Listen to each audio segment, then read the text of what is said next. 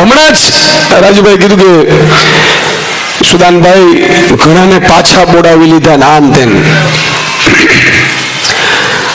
આપણે બે પ્રકારના લોકો રહેતા હોય.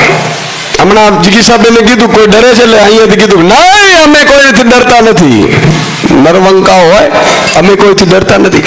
એક પ્રકારના લોકો હોય કે થોડા ઘણા ડરતા હોય, પોચું ડરતા હોય.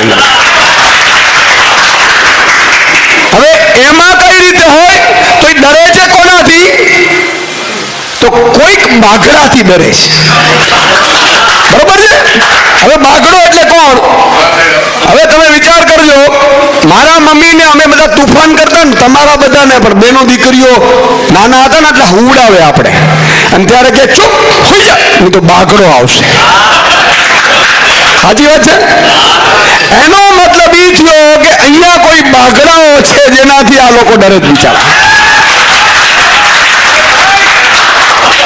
હવે બાઘડાઓ છે એનાથી ડરે છે, તો મારે એ લોકોને કહેવું છું કે તમારા ડર નીકળી જાય ને એવા ઇન્જેક્શન ઈશુદાન ગઢવી કે આમ આદમી પાર્ટી પાસે છે નહીં.